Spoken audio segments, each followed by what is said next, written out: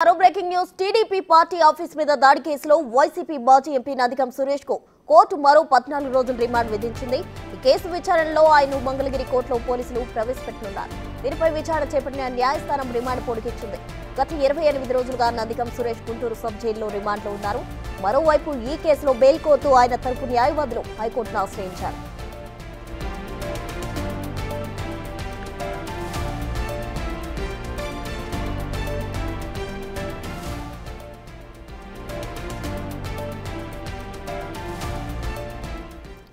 YCP మాజీ MP Nandigam Suresh కు court మరో 14 రోజుల రిమాండ్ విధించింది. దీనికి సంబంధించి మరిన్ని వివరాలు మా ప్రతినిధి శివశంకర్ అందిస్తారు. శివశంకర్, టీడీపీ పార్టీ ఆఫీస్ కి సంబంధించినటువంటి దాడి కేసులో మాజీ ఎంపీ నందిగం సురేష్ ప్రస్తుతం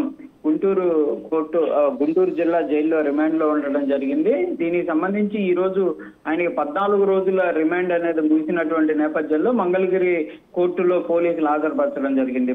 మంగళగిరి కోర్టులో ఈ కేసుకు సంబంధించి విచారించిన కోర్టు మరో 14 రోజులు ఆయనకి రిమాండ్ పొడిగిస్తూ కూడా ఆదేశాలు ఇవ్వడం జరిగింది. మొత్తంగా ప్రస్తుతానికైతే 28 రోజులుగా రిమాండ్ లో నందిగం సురేష్ ఉన్నారు. మరో 14 రోజులు పొడిగించిన నేపథ్యంలో ఈ కేసుకు సంబంధించి బెయిల్ అంశం కోసం నందిగం సురేష్ కు సంబంధించినటువంటి న్యాయవాదులు హైకోర్టును ఆశ్రయించారు. అయితే నందిగం సురేష్ కి సంబంధించి ప్రస్తుతం ఇదే కేసు కాకుండా తుళ్లూరులో జరిగినటువంటి మహిళా మర్డర్ కేసుకు సంబంధించినటువంటి అంశంలో పోలీసులు పీటీ వారెంట్ ను కూడా మంగళగిరి కోర్టులో వేయడం జరిగింది. అయితే దీనికి సంబంధించినటువంటి అంశంలో యాంటిసిపేటరీ బెయిల్ కోసం నందిగం సురేష్ గుంటూరు జిల్లా కోర్టును కూడా ఆశ్రయించారు. మొత్తంగా చూస్తే మాత్రం ఈ కేసుకు సంబంధించినటువంటి అంశానికి సంబంధించిన దానిపైన కూడా మరో రేపు కానీ ఎల్లుండి కానీ ఒక క్లారిటీ వచ్చేటటువంటి అవకాశాలు ఉన్నాయి. ఒకవేళ యాంటిసిపేటరీ బెయిల్ కి కోర్టు అనుమతిస్తుందా లేకపోతే ఆ పిటిషన్ కొట్టివేస్తుందో చూడాలి. ప్రస్తుతానికైతే టీడీపీ కేంద్ర కార్యాలయానికి సంబంధించినటువంటి కేసులో బెయిల్ కి సంబంధించినటువంటి అంశాలపైన కూడా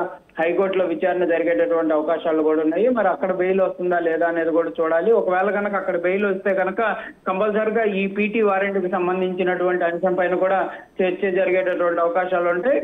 కంపల్సరిగా దీనికి కనుక అనుమతిస్తే మాత్రం మళ్ళీ నందిగం సురేష్ కూడా అదుపులోకి తీసుకునేటటువంటి అవకాశాలు అయితే కనిపిస్తున్నాయి. మొత్తంగా మాత్రం ప్రస్తుతానికైతే 14 రోజులు రిమాండ్ పొడిగించినటువంటి నేపథ్యంలో నందిగం సురేష్ ని గుంటూరు జిల్లా జైలుకి తరలించారు. Right, thank you Shashankar.